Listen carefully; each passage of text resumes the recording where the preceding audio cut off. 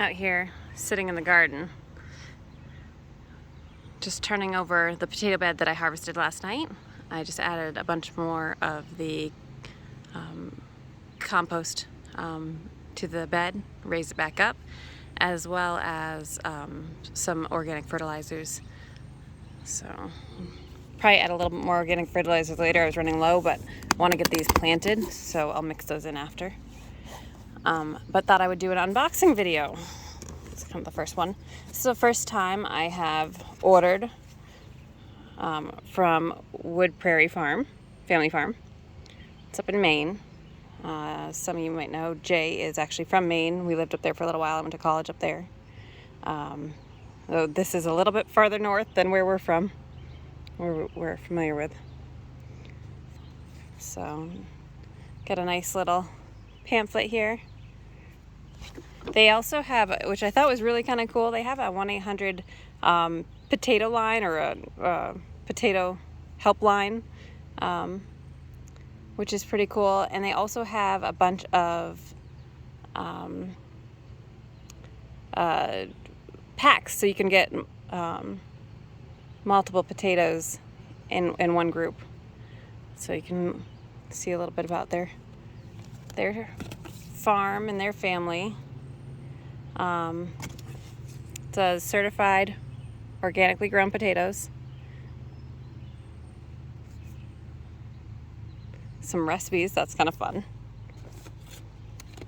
What else is in here? Oh, the potato growing bag. They have this on a growing guide. They have this online as well, I think, or something similar. I was reading about that actually, I think last week. Let's see. Oh, a nice little sticker. It's kind of fun. I did order carrots. Starting some of my late fall crop of carrots. Probably won't start my greenhouse carrots for the winter, or my Christmas carrots, I think is what they're supposed to be called, for another month and a half or so. So I was kind of making sure I have seeds. Let's see. So here's, I got some potato sacks. And you can hang onions and store onions and potatoes in these. So I thought that would be really handy to have as well. All right, so Yukon Gold is the first one. These actually are the ones that I used to always pick up at the farm I used to work at growing up. And we would also buy 50-pound boxes of potatoes, or go do pick your own bushel or half bushel at the end of the season, and my parents would store them, and we would have good Yukon Gold potatoes over the winter. My parents still do that. My goal is to grow our own since we've moved away. We're down in Massachusetts now, not up in Vermont, and so this will be the first time I have grown my own from start to finish on my own property, Yukon Gold, but I'm excited for those. All right, russet potatoes. Everyone knows russets. Baking, mashing, frying, French fries. Most of the French fries are russet potatoes. So they also supposedly store the best out of a lot of the varieties, or up there anyways. So I'm trying a caribou russet. I did, as some of you might have seen in the previous videos, I did have some russets I got from another company, but I wanted to try these guys' russets too, and I might just end up having to fill up some extra grow bags. And then, because who doesn't want to try a purple blue, really, I guess it's considered blue, potato.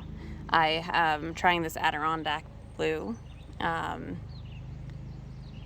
It's probably, I don't know how well this will store. My guess is not very well. Most of the red and purple potatoes, from what I've been reading, don't store as well. They don't get as firm of a skin on them to help them store. So these might be just eat it right away as we go. But I think that'll be still fun.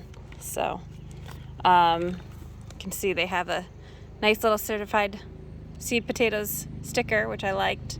Even like who the inspector was, which is fun. So I'm really excited to try these 3 new varieties. Since we harvested our new potato harvest of the Red Chieftain baby potatoes last night, back in this bed, that Birdie's raised bed. Now I get to plant some more, and we are pushing it a little bit on the season, but we should be close from everything I've been reading as far as days to maturity and our first frost date. So we'll be watching that. The reason we'll be doing some of them also in grow bags is not just one space. Can only fit so much in these raised beds. But also it gives us the opportunity to be able to move them into our greenhouse, which is of course full of peppers right now. But as the fall comes in, we'll be able to maneuver things and adjust so that we can actually pull in some of the bagged plants that can't take some of that frost as well, and we will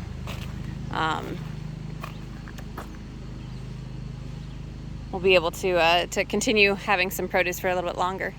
I don't really want to plant the potatoes in the greenhouse for space reasons, so this should be pretty good. But here's the bed that the majority are coming in. I still left the bacopa.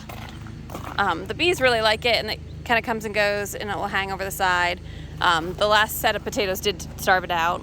The other thing I note is the straw that was on this bed. I just worked it in because that's going to break down really, really quickly and add a little bit of air. What I found when I was harvesting the potatoes last night was that the soil was a little bit stiffer than I would have liked. It wasn't that bad, but just enough. So adding the straw and just covering it over and mixing it in a little bit should help me there as well. But this is a pretty good compost. It's yeah, decent quality. We got it from a local farm. So I'm excited, but the rest of the garden is doing really well. I think we're going to be picking our first tomato. I'm not sure if you guys saw that too. I know it's not potato related, but we've got this guy. He probably needs another couple days. And then this one, I was checking it. It's firm, but you can press it a little bit. And so I wanted to pick it before it got too soft. So I'm back to work.